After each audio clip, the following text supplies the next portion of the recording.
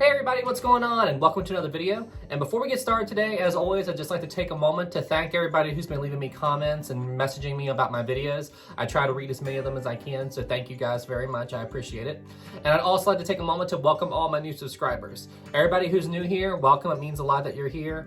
And please feel free to leave comments below and send me video suggestions, any ideas you want me to cover, or any other topics. I try to read as many of them as I can.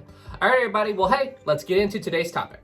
In today's video, we're going to be talking about the sinking of another famous ocean liner called the RMS Lusitania. The RMS Lusitania was torpedoed and sunk by the Germans in May of 1915, and the sinking of the Lusitania was met with worldwide outrage at the Germans for sinking a passenger vessel. And when the Lusitania sank, it was also met with great loss of life. So we're going to be talking about the sinking of the Lusitania, the history around it, and the story behind one of history's most famous shipwrecks. Now, before we talk about the sinking of the Lusitania, we first need to talk about some of the history behind the ship so you have a better understanding of the events that led up to the ship's eventual sinking. You see, the Lusitania was built by a company called the Cunard line, and the Lusitania was also part of a fleet of ships that were going to be used to dominate the passenger route from Europe to America. The ships were the Lusitania, which you see here, the RMS Mauretania, which is shown in this picture, and a few years later, this ship, the RMS Aquitania, was built. You see, at the time that Lusitania and Mauretania were built, there was a huge demand for immigration from Europe to America. Tons of people were leaving Europe and the hard conditions that they were facing and trying to start a new life for themselves in the new world, America. So Cunard wanted to build a fleet of ships called the Lusitania, which is right here. They wanted to build the Mauretania, and they also wanted to build the Aquitania, but the Aquitania wouldn't come around for a few more years. So what made the Lusitania and Mauretania very unique was they were very big ships, very luxurious, but they were also very fast. These ships, Lusitania and Mauretania, could cross the Atlantic in 5 days. Incredibly fast and incredibly powerful ships. They built these ships with 4 sets of propellers on the bottom. So Cunard had such an advantage during this time because these ships were huge and they were very fast that it also led to another company that you might have heard of called the White Star Line to build a certain other type of vessels, a certain other type of fleet of ships. This ship, the RMS Olympic, I'm not sure if you all have heard of this ship or not, but the RMS Titanic and the HMHS Britannic. So yes, the ships that we all know from the White Star Line and the reason that so many of us got into history, the Olympic, the Titanic, and the Britannic, were built as a response to Cunard Line building the Lusitania, the Mauretania, and the Aquitania, with one big difference. The Lusitania and the Mauretania were built with speed in mind. They wanted to have fast ships, but to also cross the Atlantic very quickly. Where the White Star Line, when they built Olympic and Titanic, built it with luxury in mind. So where the Lusitania could cross the ocean in 5 days, the Titanic was slower. It could cross the ocean in 7 days, but they were bigger and more luxurious ships. That was the whole point. However, one key thing that some people don't know about Titanic, you see, as we all know, Titanic had 4 funnels. However, what most people don't know is the 4th funnel was fake. The White Star Line only needed 3 funnels to deal with the smoke from Titanic. The 4th funnel was just there for looks. But why did they put a 4th funnel on Titanic? Well, it was a direct response to Cunard Line putting 4 funnels on the Lusitania. However, all 4 funnels on Lusitania and Mauretania were active. They needed that to power the ship's immense engines. So the fake funnel on the Titanic was built as a response, and in order to make the Titanic and Olympic look like they were just as fast and capable as the Lusitania, even though they were much slower. However, unlike that of Titanic and her sister ships, Titanic and Britannic both sank. Of Titanic's fleet of ships, only the Olympic had a very long career. But the Lusitania, the Mauretania, and the Aquitania all had very long and very successful careers at sea. The Lusitania was built in 1906, and she did not sink until 1915. Okay, so now that you have a basic understanding of the Lusitania's history, let's jump ahead to the year 1915 and talk about the year that the Lusitania sunk. Now, in 1915, the year that the Lusitania was sunk, there was a pretty major global event going on called World War I. And the 2 primary fighters in the First World War were England, the United Kingdom, and Germany. They were fighting pretty hard. But in 1915, the United States had not yet entered the war and was trying its best to remain neutral.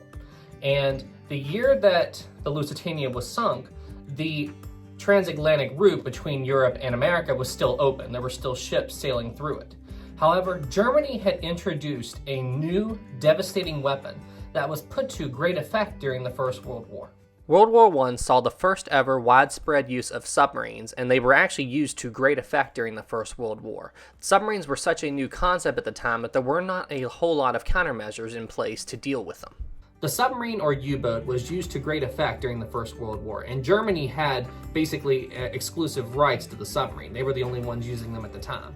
And submarines were such a new concept that both the British and the Americans were still trying to figure out how to properly deal with them.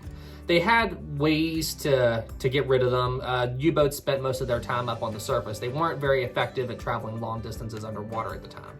But they didn't have depth charges or any primary ways to detect submarines when they were underwater. This is pre-sonar and things like that. So submarines were very, very effective at dealing massive devastation to both the British and the American fleets. By the end of World War I, the German U-boats had sunk over 5,000 ships, whereas only 178 U-boats were lost by the end of the war. Now in 1915, as I said earlier, America was not involved in World War I. We didn't get involved in World War I until 1917, a couple of years later. So because of this, the Germans, the British, they all had embassies in America at the time.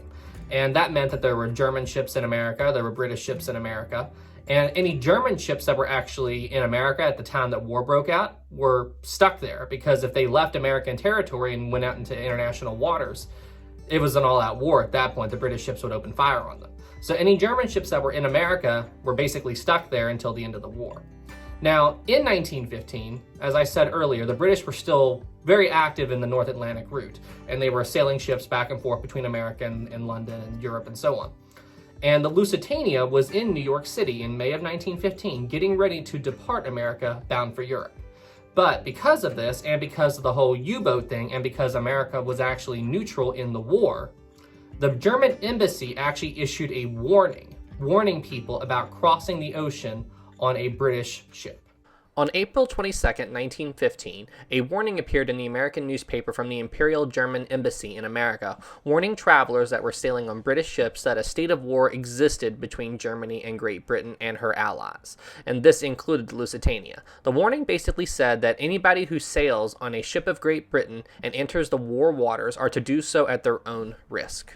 However, even with this warning from the Germans, it did not really affect the Americans or the British too much in worrying about traveling on the Lusitania. There may have been a handful of people who canceled their passage on the ship after this warning was issued, but most people continued on as usual. No one really thought that the Germans would go to the point to actually fire upon and sink a civilian ship. And on top of that, they also knew how fast the Lusitania was. So if any U-boats did shoot a torpedo at the Lusitania, they were very confident that the Lusitania could just simply outrun the torpedo and the submarine. So yeah, bottom line is the warning that the Germans didn't really affect anything at all. People got on the Lusitania, the shipping continued, and even with the U-boat danger in the waters, people were very confident that the British would protect the ship and do everything they could, and that if a torpedo did hit the Lusitania, it would be fine. It wouldn't do significant damage, and the Lusitania was just too fast. It was way too fast for any U-boats to actually do any real damage or actually threaten the ship in any major way. So on May 1st, 1915, the Lusitania departed New York bound for Liverpool and just set sail, and for the initial part of the voyage across the Atlantic, the voyage was normal and there were no problems. However, all of that changed when the Lusitania was about to complete its voyage. As you can see from this picture, on the bottom half of the picture, you can see Liverpool, where the Lusitania was heading for. But on the top part, you can see, as the Lusitania was passing Ireland, where the X is, that is where Lusitania came into contact with a German U-boat, where the German U-boat immediately opened fire on the Lusitania. Now you're probably wondering, why didn't the British military send a ship to protect the Lusitania as it was approaching the coast? Well, the British government did send warning messages to Lusitania, warning it that there were U-boats in the area that the Lusitania would be traveling through. However, the messages were not consistent, and they did not exactly tell the Lusitania where the U-boat exactly was, even though the British government did know about U-20, the U-boat that sunk Lusitania. They did know its general location. They were tracking like what ships it had opened fire on, so they had a pretty good idea of its rough area of where the submarine was. However, that message was not sent to Lusitania. And they did not send a warship to guard Lusitania either. And there are conspiracies around this, but there is an official explanation as well. Warships were a lot more precious to the British fleet at the time, and they did not want to risk a warship over a passenger vessel. So that is the official reason for why there was no warship out there protecting the Lusitania when the U-boat opened fire on it. Being perfectly honest, it was more or less dumb luck that the submarine was even able to take a shot at Lusitania. Remember, Lusitania was much faster than submarines. However, where the submarine was actually doing its patrol, the Lusitania ended up sailing almost right up beside the submarine, which gave the submarine a perfect chance to fire one torpedo into the Lusitania, which struck the ship on its side right behind the bridge. Now, another thing to keep in mind, the Lusitania was built like a warship, and it was actually capable of becoming a military vessel if necessary. They put things in place in order to be able to make it easier to convert the ship for military use should the need arise. So this ship was built like a fortress, and it could handle itself pretty well. So it was a common belief that a single torpedo would not sink the Lusitania. And even the Germans on the submarine didn't think that one torpedo would sink the ship. They were really just trying to damage the ship or kind of, just give it a bloody nose, so to speak. They just wanted to kind of damage it a little bit. They were hoping to sink it, but they never thought it would. And right after the first torpedo hit the Lusitania, the ship rocked a little bit, but then stabilized. And then something unexpected happened. About 10-20 seconds after the torpedo hit, the Lusitania was rocked by a massive secondary explosion. And this explosion did a huge amount of damage to the Lusitania. And to this day, we're not 100% certain where that secondary explosion came from. However, there are many theories. But right after that explosion happened, the Lusitania developed a very, very strong list in the direction that the torpedo had actually hit the ship.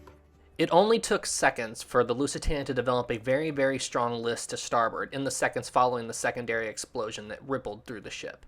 And this very, very strong list to starboard made it extremely difficult to launch and prep lifeboats on the starboard side, as well as launch and prep lifeboats on the port side. You see, on the starboard side of the ship, the lifeboats began to swing out so far that it was hard for passengers to get on board. And on the port side, any lifeboats that tried to be lowered were actually scraping against the Lusitania's hull. So these two factors were a huge problem in getting the Lusitania evacuated. Another problem that was facing the Lusitania's crew was due to the fact of how fast the Lusitania was traveling when the torpedo actually hit the ship.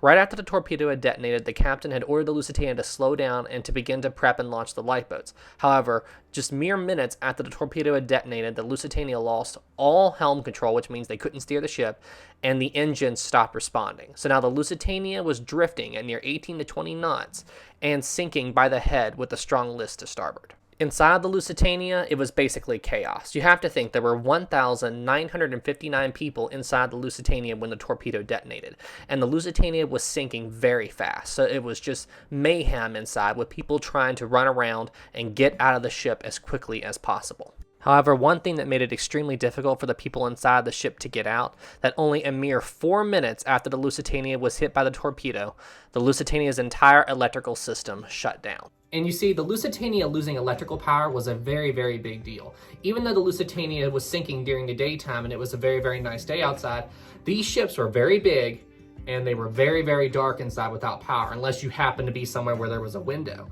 But if you were deep inside the ship, like in the engine room or one of the lower level inside cabins that had no window, trying to find your way out of this ship while it's rapidly sinking, because you gotta think it's got a very, very strong list to starboard, and you're trying to find your way out in the dark, and the ship is rapidly flooding.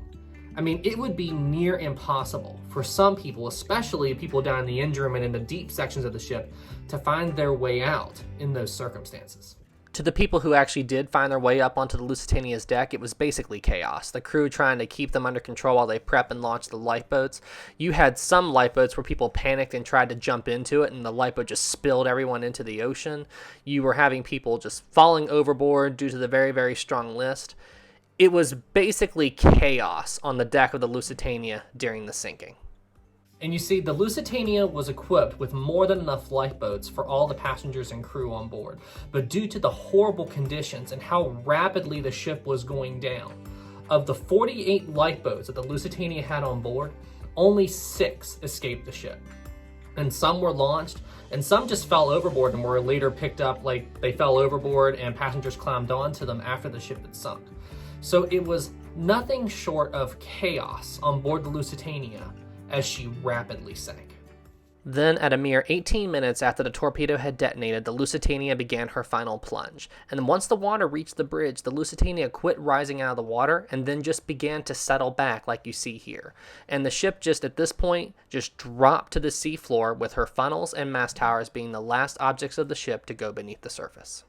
I always found it rather interesting that the Lusitania's 4 funnels never fell during the sinking. I guess it just has to do with how the ship sank. Like, she was sinking by the head at first, but then towards the end she just leveled out and just dropped straight down to the seafloor. Maybe that had something to do with it. If anybody else out there has any ideas, please let me know in the comments below. I would be really happy to hear your theories. Anyway, the Lusitania sunk in just as little as 18 minutes.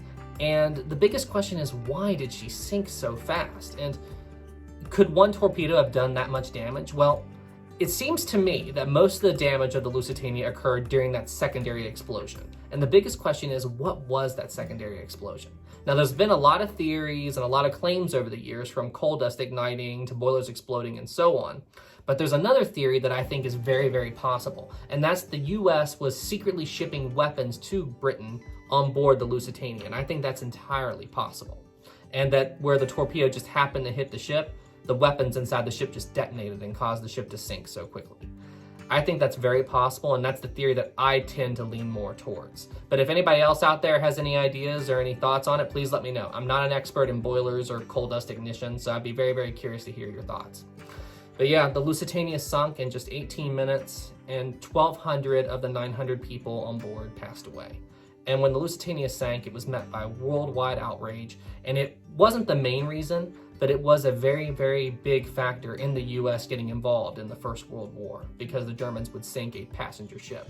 So anyway, guys, that's it for this video. I hope you learned something and found it interesting and enjoyed it, and I had a ton of fun making it. And everybody out there, if you have any suggestions for future videos, please let me know in the comments below. And everybody else out there, please subscribe to my channel. It means a lot. And everybody who's new here, thank you guys. I really appreciate it. All right, everybody. Well, hey, you stay safe out there, and I'll see you in the next one.